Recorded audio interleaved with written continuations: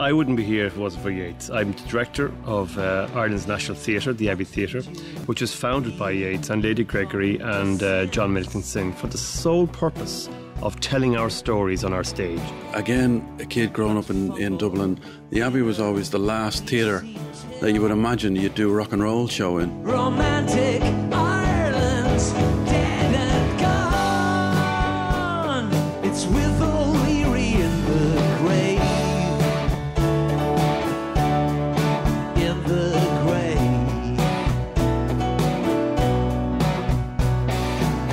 Taking Yeats's work and presenting it in such a new way is a radical artistic step, and nowhere better than his own theatre. Those names that stilled your childish play,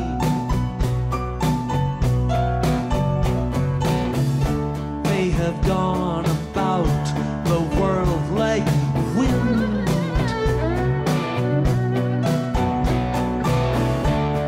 Yet little time. September 1913 was written 100 years ago about the money-grabbing clergy of the day and the bourgeoisie who were very unsympathetic to the plight of the Dublin workers.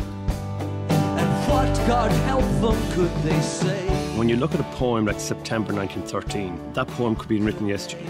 That poem has an extraordinary resonance today in terms of what has let us down as a society. Romantic Ireland's dead and gone. It's with O'Leary in the grave. I think that if he'd been around today, he would have found much fuel for a similar emotive fire. Some woman's yellow hair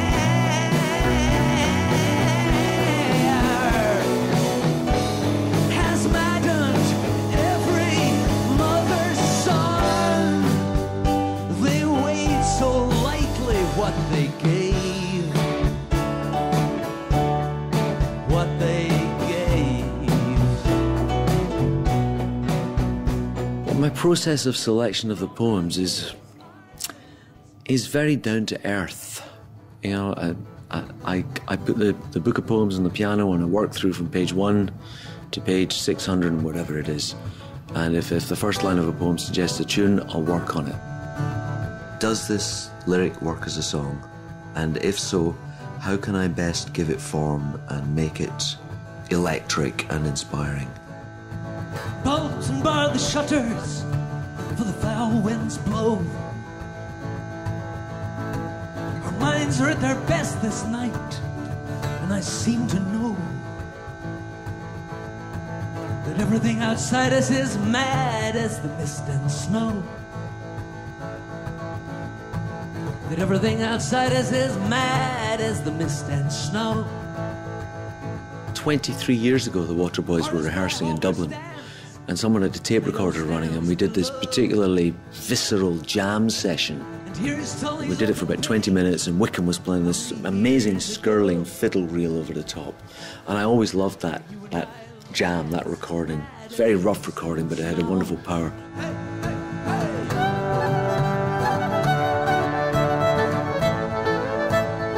I'd always intended to do something with it, but nothing had ever clicked. And then when I was working on the Mr. Yeats material, I hit on Mad as the Mist and Snow. It was a poem I really wanted to set to music. I think it's a brilliant, very, very powerful poem, what it says, questioning the whole meaning of existence. And a light bulb went off above my head, as they do in comic strips, and I thought, oh yes, these words, that old jam.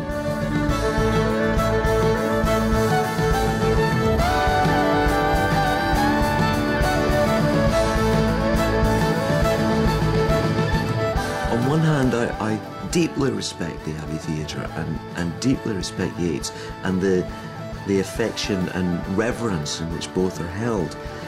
And at the same time, parallel with that, without diminishing that at all, I want to mess with it and play with it and present it in a new aspect, new lights that may be anathema to some people or some of the custodians of the tradition.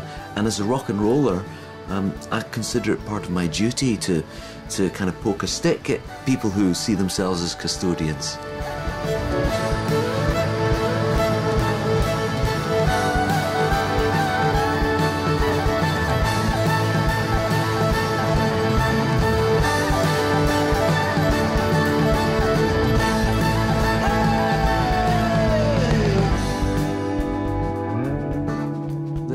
last poem in Yeats's last book of poetry.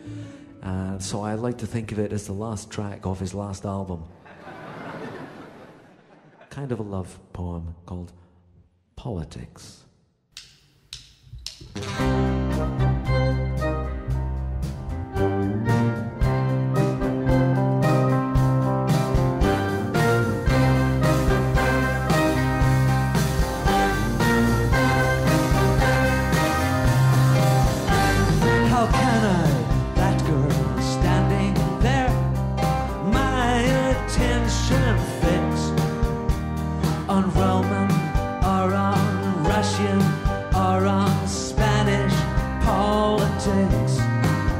Waterboy has always been a floating ensemble.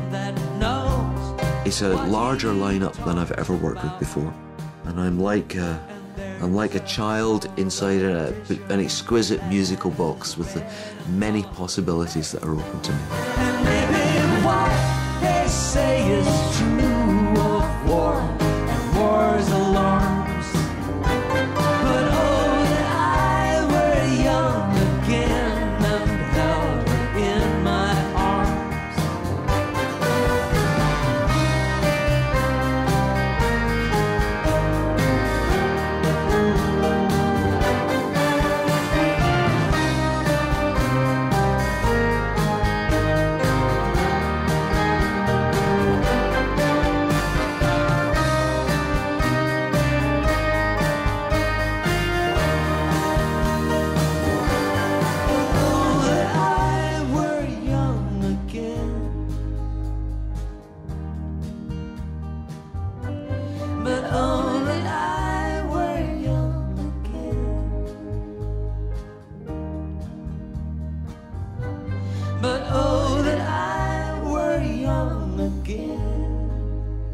Well, I believe Yeats's words are timeless. I think he transcended the times in which he found himself. And his themes and the way he treated them are eternal. They shall be remembered forever. They shall be alive forever. They shall be speaking forever. The people shall hear them forever.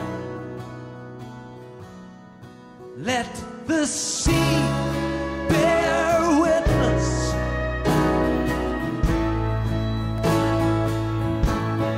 Let the wind bear witness.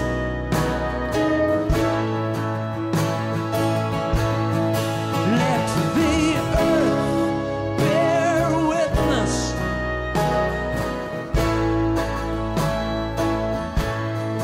Let the stars bear witness. They shall be remembered forever. There will always be lovers, and they'll always find resonance in Yeats's words about love. As human beings, we'll always need dreams and mythologies, and the ones that Yeats carved are pretty good.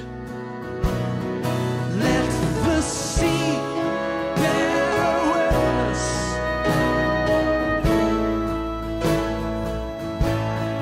Let the wind bear witness.